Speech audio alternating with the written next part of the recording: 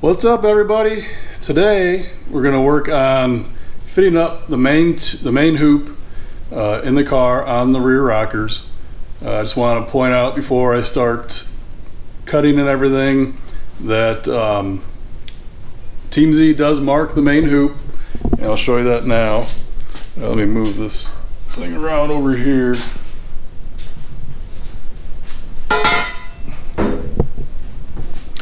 Alright, so you can see here that they mark this line for the 6x6 plate. So if you're just going right to the floor pan itself, you'll be using that 6x6 plate. Then they mark this line here and it says subframe. Of course, you know, if you got subframe connectors through the floor, subframe connectors, you'll be using that line. I'm going to trim the lines about a ½ inch away from there. I'm gonna cut at about a ½ inch below the lines so that I have some massage room. I want to sneak up on it. I don't want to just go right for it because this is the first time with this kit, with any roll cage. But I want to sneak up on it, make sure it's good. If this is my, I don't know, third or fourth time doing it, I would probably just go right at it, you know, maybe an 1/8 of an inch away or something. But and I'm not sure if it'll be noticeable. Yeah, it should be. But you can see the line is actually angled, and I believe that this kit was designed with a 3-degree lean back on the main hoop. I'm not certain, but that's what they say in the Team Z video of them installing the roll cage on YouTube. But that was on a notch coupe, Fox body. So I'm kind of hoping that it's the same scenario. To trim this main hoop, I'm going to use a portaband just because I want it to be consistent. You could use a cutoff wheel. Then you're going to do a lot of cleanup grinding to do because you may not cut it square in the right angle and all that stuff. So I'm going to use the portaband, and I'm going to clamp it up on just a workbench so that way it's solid, flat, and should make it really easy to trim. So I'm gonna do that, and I got a buddy coming by. He's gonna help me position and fit and check and measure and all that stuff. So I think you could do it with one person, but you have to do some rigging, maybe get some 2x4s and trim them or something so that way you can lean back against that. But if you got a second set of hands, it really helps. So all right, I'm gonna get do a little work.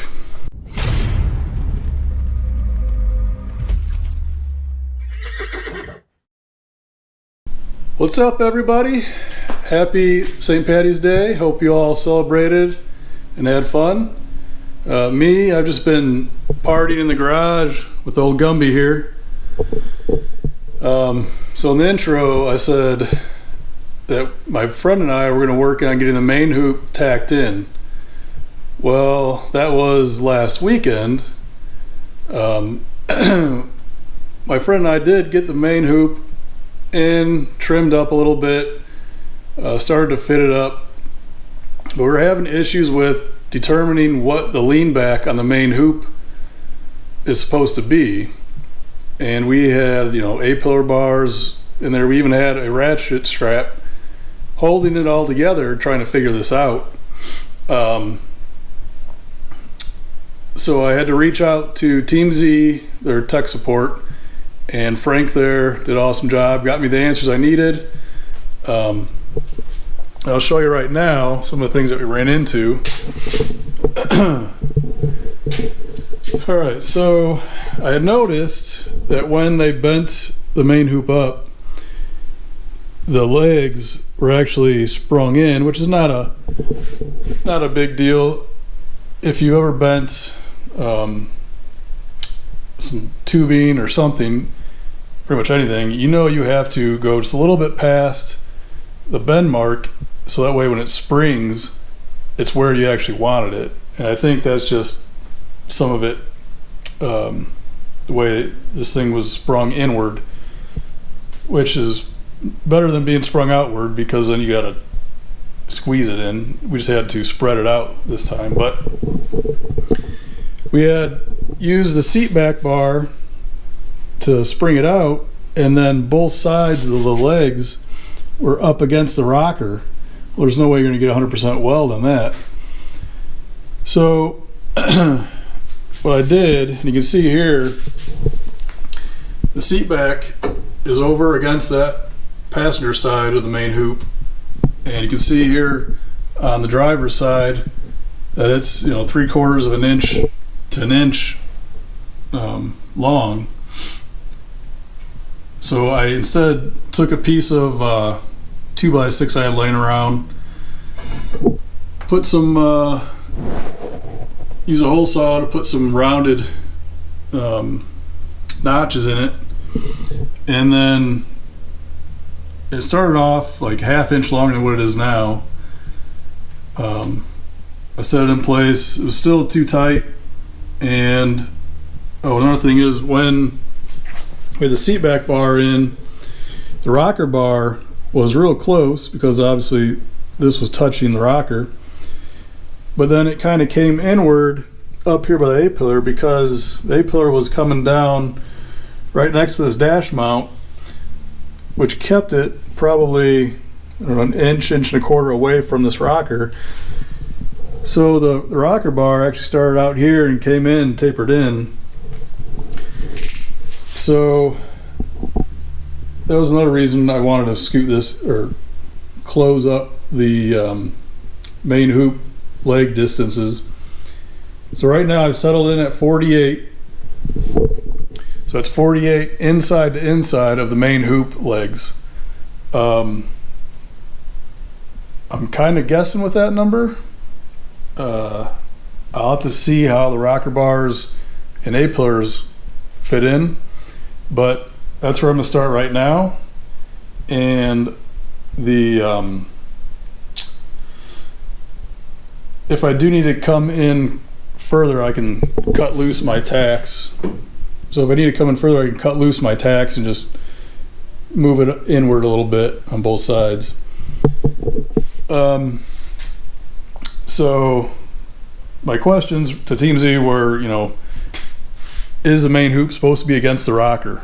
They said no, trim up your seat back bar so that way it is off the rocker so you can weld it up. The second question I had that we had trouble trying to figure out was the lean back of the main hoop. Now if you watch Team Z's Fox body cage install, in the Fox bodies it was a 3-degree lean back. Well, on the SN95 it's actually a 7-degree lean back. And when my friend and I were trying to sort this out, it looked like 6 to 8 degrees seemed pretty good. So I'm glad that the 7 degrees is what this kit was designed for. And you can see how it follows the what do you call it, the B pillar, real nice. And almost hidden, so that's really nice. So those are the two main questions I had. You can see here I've got it tacked in. That shows 82.05 degrees, so we are 8 degrees from 90. But remember, the car is like 0.6 of a degree leaning forward. So really the car, well, see, 90 degrees perpendicular to the rocker would be 89 degrees technically, because the car is leaning. So I'm set it at 82. You can see it's just tacked in, so it moves a little bit. I did have this wire, I don't know if you can see it, I just wrapped it around a hole up here and then up to the center of the main hoop. That way, as I'm tacking it and moving around by myself, I can easily get it back in position. Now, all I did to fit this up was I trimmed the legs about a 1/4 inch away from the Team Z marked trim points. They had marked both a 6x6 plate length and a subframe connector length. So I used the subframe connector length and just trimmed it a little bit long, and then my friend and I put it in, and it was still too tight, so I just kept kind of trimming down a little bit until we got it nice and snug. It was real snug against the headliner. You can see, you can't really see that very well. Let's see. You can see I can fit my finger right now between the headliner and the bar. So I think that'll be good in that sense. I could have gone tighter, but I wanted to have a little bit of room in case I ever got to mount anything to it. That just makes it a little bit easier.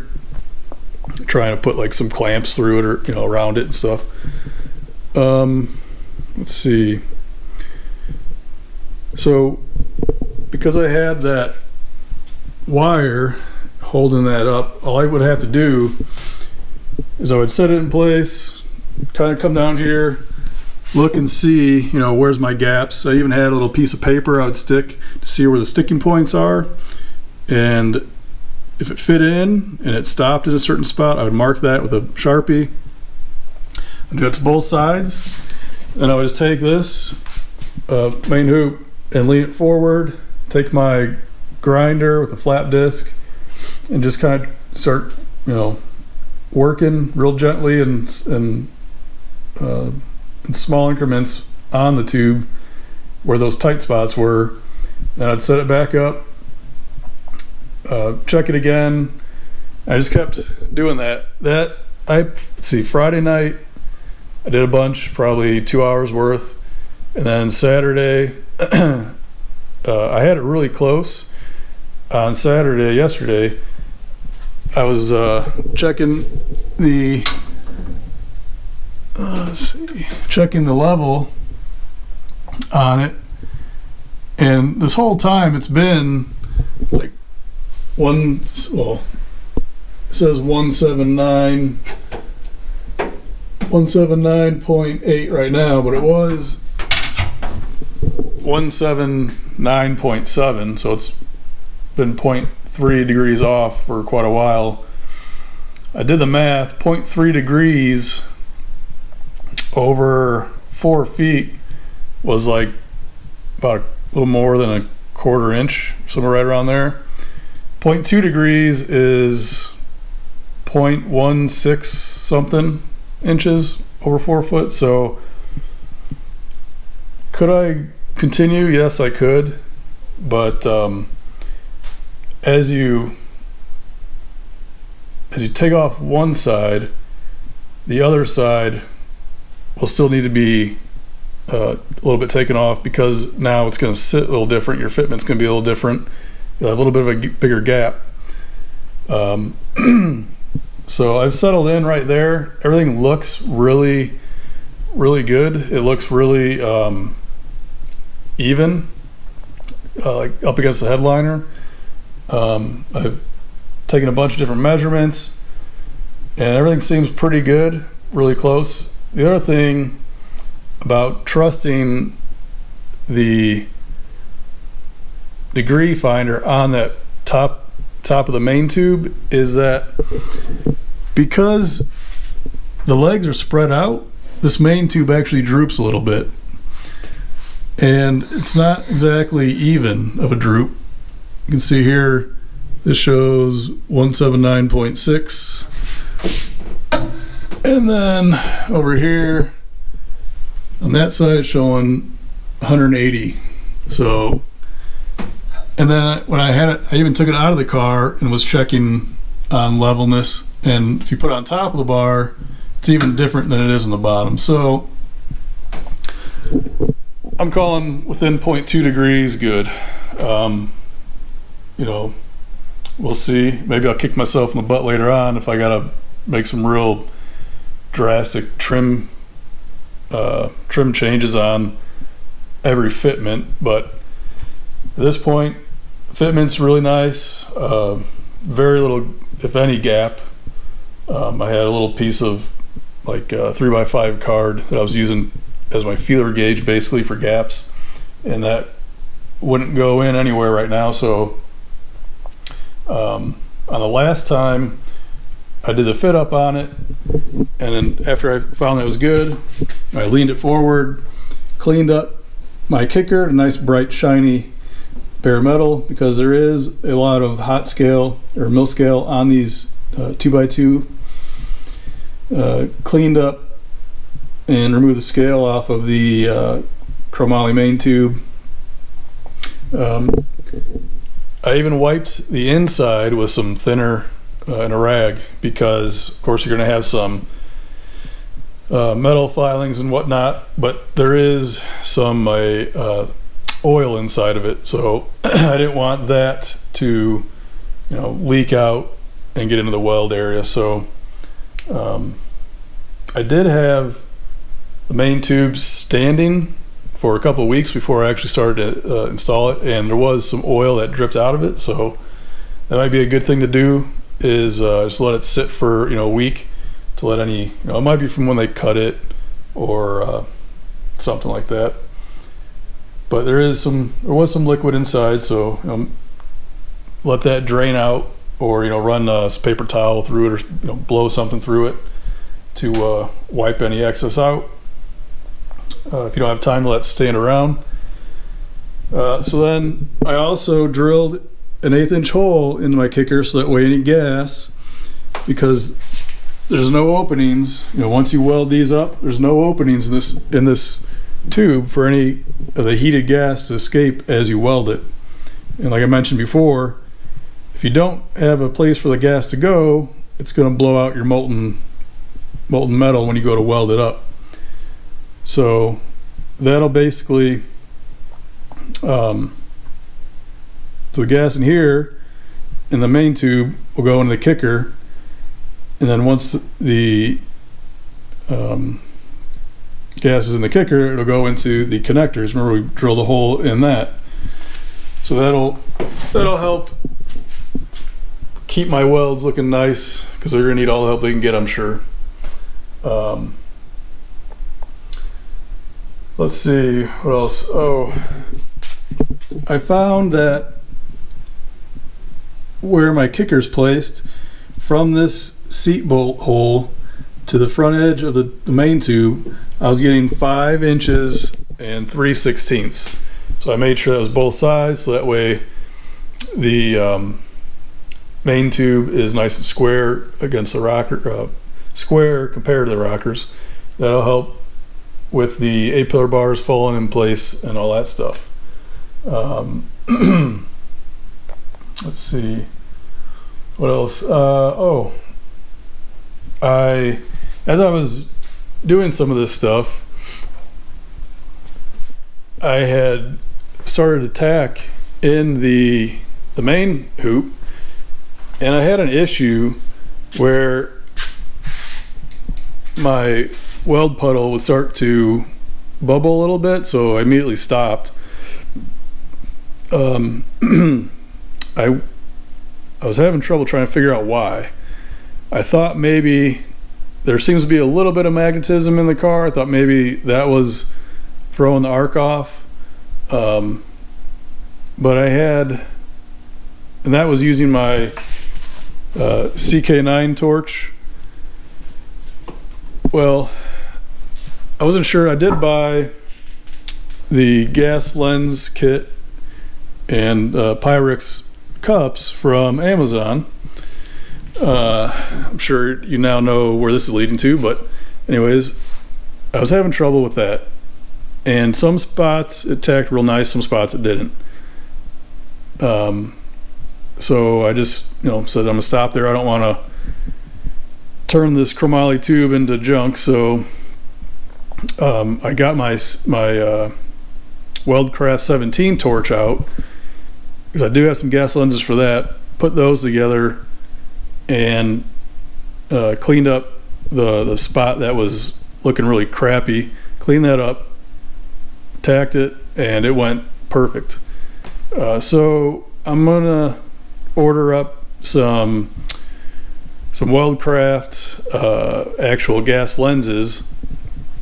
I think they are, I don't know, like $5 or $7 a piece, something like that, depending on where you find them online. I'm gonna order some of those. I'm gonna order some of the ferric cups, and I'm gonna try and determine if it's the Amazon gas lens in this thing, because it does look like the fitting of the screen is kind of crappy in the brass part. But I'm gonna try and determine what was the root cause of that, and at this point I'm gonna say, if you're gonna get some gas lenses and Pyrex cups from Amazon, number one, make sure they're Weldcraft. Number two, make sure the cups are ferrics. We'll see when I get the stuff in I'll mix and match and see what makes it good and what doesn't. But it was definitely a gas coverage issue, and when I put that 17 torch together and did it, man, it was beautiful. So no issues there. You could even tell the gas coverage was an issue, because after using that 17 with the gas lens, the color, it didn't, even though you're having a post-flow gas on it to let it cool down so it doesn't oxidize from the oxygen in the air, the color was much, much cleaner looking with the 17 torch and gas lens than the Amazon stuff. So I hope when I get the new stuff it goes really good, because I do not want to have to do this whole thing with that 17 torch. It's a big honking torch, and even though I do have, see, here's the 17, I do have I don't have any stubby stuff for the 17, but even still you can see the size difference in these. Some of those tight spots on the cage is going to be a pain in the butt, that 17. Although if I do drop the whole thing through the floor, that'll make things easier. But even the cable on that 17 is super heavy duty, not as flexible as this CK Superflex cable. So I think that's about what I'm gonna have for this week. Sorry it's not any huge progressions, but I ran into some issues.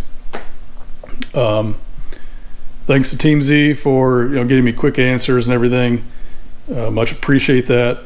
I did learn it's easier if you do have to contact those guys on something like this, it's easier to shoot pictures and everything about what your issues are to them through email, and they usually get back. I think Frank even got back to me the next day saying, hey, sorry my cage guy wasn't in, but tomorrow I'll get you an answer, and he did. So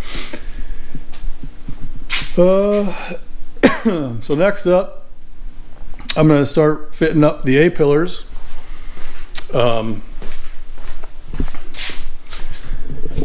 The A-pillar is going to be, it's bright, the next challenge. So of course it'll mount somewhere up here. It'll fit somewhere up here in the main hoop. It comes across, comes down through here, comes straight down, and wherever that lands, that's where I'm going to have to cut the floorboard out and install the front kicker. So this will go right there. There is a small plate that goes right here as well. But I need to cut this floor out so that the A-pillar can land right on top of this kicker.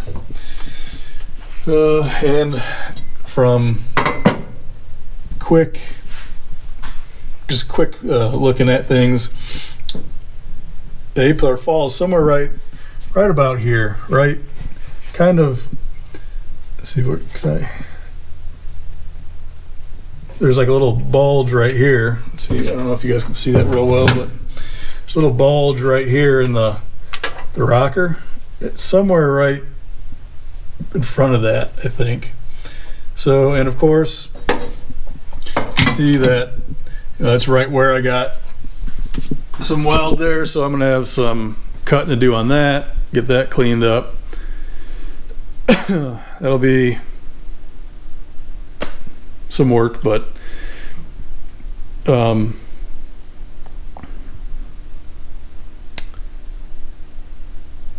when I get all that figured out, I will